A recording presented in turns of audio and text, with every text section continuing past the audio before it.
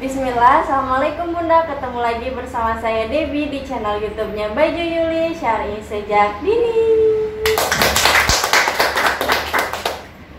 Nah, di video kali ini kita akan berbagi tips membuka lowongan kerja untuk online shop. Tapi sebelum kesana, sebelum membahas itu, bagi bunda-bunda di rumah yang lagi mencari gamis anak, Bunda bisa visit ke websitenya kita bajuyuli.com, atau misalkan Bunda punya aplikasi marketplace, Bunda bisa cek marketplace kita di bawah ini ya. Nah, jadi gimana teh tipsnya itu teh gimana? Mungkin kalau tipsnya, pertama ya tentuin dulu ya posisi yang mau dibuka itu apa, misalnya lagi dibutuhkannya apa.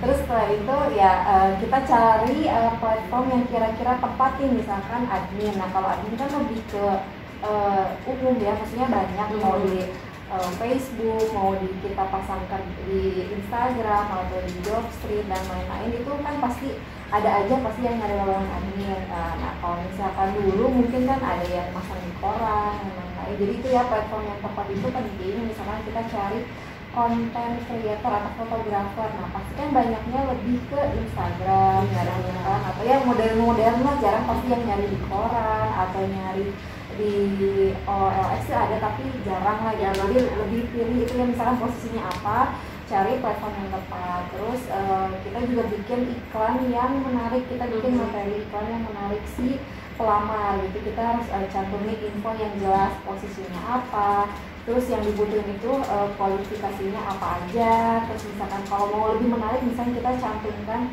gaji. Sebenarnya nyantumin gaji itu sebenarnya tricky ya, maksudnya kadang ada orang yang ini mah nyantumin gaji kemungkinan palsu gitu ya. Makanya ada kan yang kayak gitu ya Bunda. Jadi lebih ke apa ya, kalau mau dicantumin boleh, nggak pun nggak apa-apa. Itu ya, yang lebih yang jelas itu sih yang dibutuhin, yang kayak gimana kualifikasinya, terus deskripsi kerjanya ngapain aja itu penting juga. Misalkan admin kerjanya ngapain aja nanti kalau misalnya keterima. Terus ngelamarnya kemana, jadi posisi kantornya, nama perusahaannya dicantum jelas gitu ya. Kadang-kadang kan kalau kadang yang si pelamar juga ya, saya kan dulu juga jadi pelamar ya Bunda, ngeliat kayak ini mah nama perusahaannya aja tuh kayak misalkan abal-abal gitu, atau misalkan alamat email deh Bunda, alamat emailnya kayak, kalau misalnya sebenarnya nggak salah gitu, misalkan abc@gmail.com itu nggak salah, cuman kalau di kayak resmi kan kayak punya kita kan @bajuyuli.com ya, nah itu kan lebih resmi ya, jadi itu lebih terpercaya lah gitu istilahnya, untuk kalau oh ya ini berarti beneran nih perusahaannya ada dan profesional gitu. Kayak gitu sih singkatnya. Nah jadi kalau kita sebagai kalau misalkan kita sebagai di posisi pelamar gitu ya, berarti email itu salah satu yang penting juga ya teh. Penting banget. Kan kadang tuh aku juga dulu kan pernah lah ngelamar kesana sini gitu ya teh ya. Nah kadang suka ada yang ngebales email, katanya harus training dulu gitu. Nah kalau menurut teteh itu yang kayak gitu tuh gimana sih teh?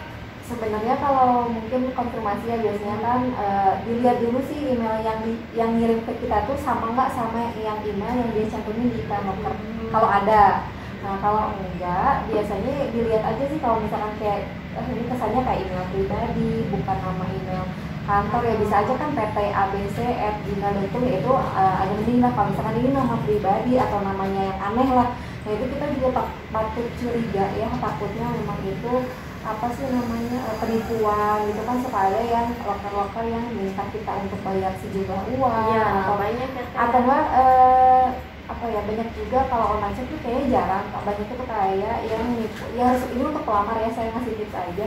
Misalkan posisi yang dibuka admin gitu ya, nah ternyata kita datang, ternyata pas di sana ditawarin bukan jadi admin, misalkan jadi marketing. Nah itu banyak yang kayak gitu biasanya, perusahaan-perusahaan pialang. Nah itu harus hati-hati juga sih buat pelamar-pelamar kayak gitu, harus teliti istilahnya.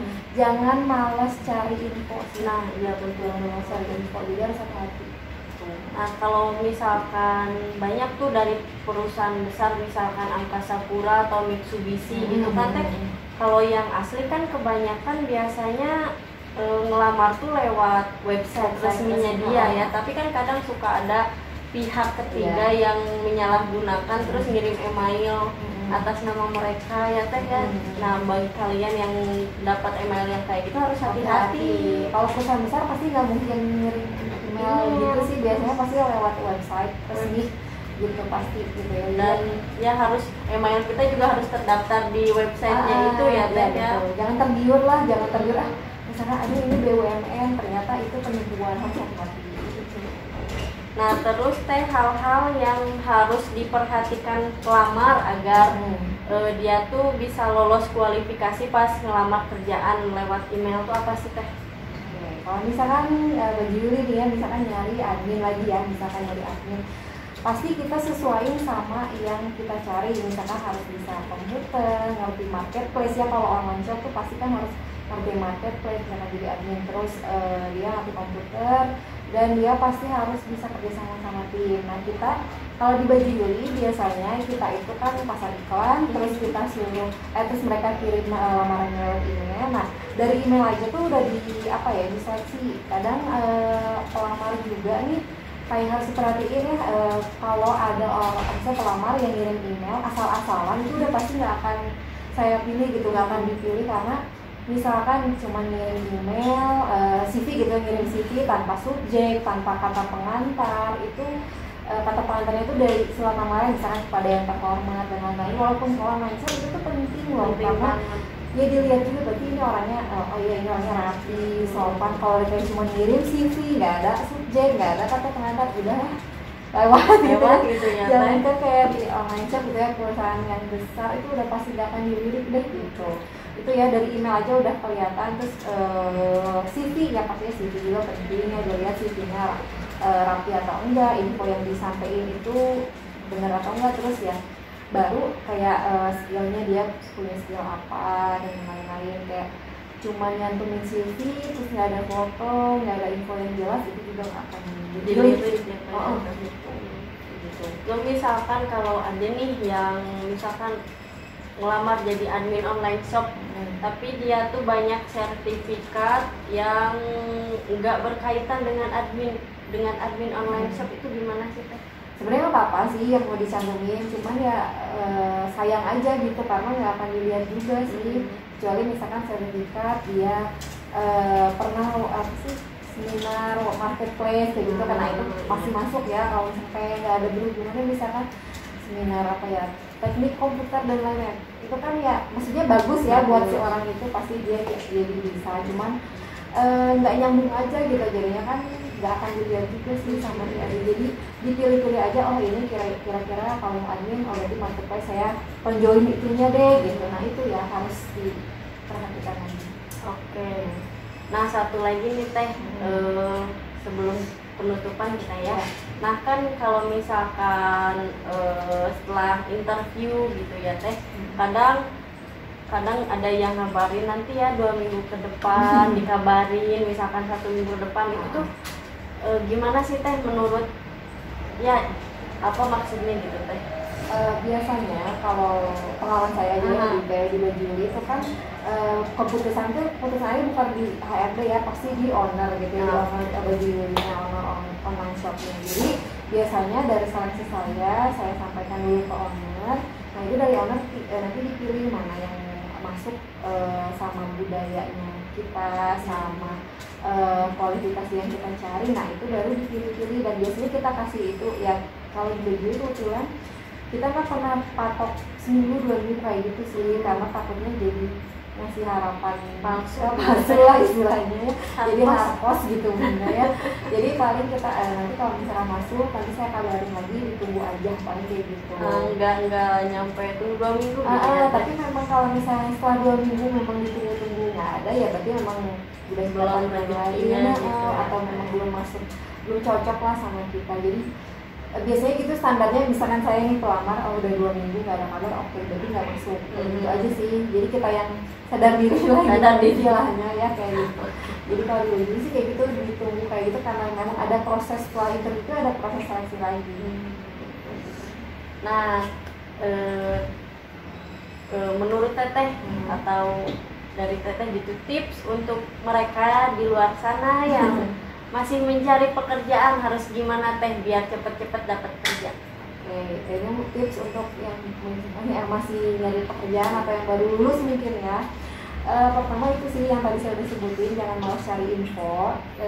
Cara bikin lamaran yang baik gimana, CV yang baik itu gimana, udah banyak kok di Instagram, di YouTube maupun di Google itu. Kalau cari CV yang baik itu gimana nanti pasti muncul. Nah itu jangan malas cari untuk lulusan-lulusan baru, apalagi ya harus tahu tren sekarang CV itu. Ya misalnya mungkin ada yang nggak punya komputer, tapi lebih baik yang diketik, terus yang rapi, ada fotonya, infonya jelas dan lain-lain. Pokoknya jangan malas cari info deh. Terus sesuaiin juga mau ngelamar apa, kita punya skill itu nggak, kayak gitu. Jangan paksain lah istilahnya. Mau ngelamar jadi misalkan konten creator tapi dia sama sekali nggak bisa bikin konten, atau sama sekali dia megang komputer aja dia nggak bisa gitu ya. Disesuaiin aja sama skill kita. Nah, tapi tambahan mungkin ya kalau untuk apa ya, tips untuk apa sih para yang punya online shop juga kalau mau nyari pegawai, yaitu sih disesuaikan aja kita butuhnya apa, terus cari platform yang tepat. Itu sih penting. Misalkan admin carinya ya udah berarti di Instagram pasangnya.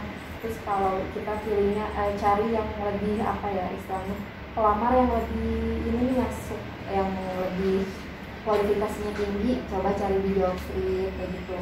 Kan kalau Jobstreet jarang ya yang kayak apa ya jarang yang apa ya namanya. Ya pokoknya kalau Jobstreet kan memang banyaknya tuh cari yang lebih pengalaman dan lain-lain. Jadi ya cari platform yang tepat lah kalau mau nyari apa sih cari karyawan gitu. Ya banyak sih sekarang platform kayak Jobstreet juga banyak, di OLX juga bisa.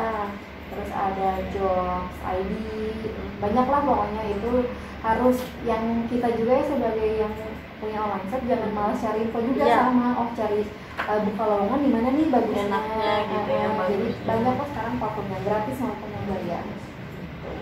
Dulu juga saya sebagai pelamar gitu ya teh sampai punya LinkedIn Semua ya? Iya, semua dicoba. kerja ID, wah semuanya pokoknya di platform Instagram, di lowongan kerja Bandung atau apa. Di follow semua ya? Aku follow. Nah, pokoknya intinya intinya kalian jangan males, jangan kalau udah nggak keterima udah jangan kayak gitu. Kita harus tetap berikhtiar. Itu ya teh ya. Kita tahu rezeki kita pas mau menyerah, rezeki kita tuh yang selanjutnya. Nah betul begitu. Jadi buat kalian intinya jangan males, terus harus tetap cari informasi. Kalaupun misalkan kalian nggak keterima kerja, kalian juga harus tetap berkreasi gitu ya teh. Jadi di rumah tuh jangan diam aja gitu ya. Kalian juga bisa kan sambil jualan, sambil ya udah bikin channel YouTube sendiri, kayak gitu kan bisa. Siapa tahu nanti pas ada lowongan konten kreator karena kalian udah punya channel YouTube jadi dilirik ya teh. Walaupun sebelumnya belum ahli ya. Gitu. Jadi karena udah terbiasa jadi bisa kan. Bisa. Nah jadi begitu ya Bunda, cukup sekian untuk video kali ini. Bagi Bunda yang lagi mencari baju gamis anak, jangan lupa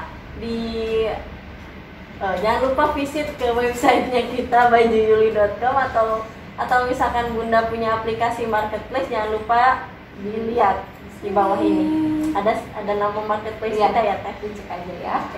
Terima kasih ya Bunda. Jangan lupa like, comment, and subscribe. Assalamualaikum warahmatullahi wabarakatuh. Dadah.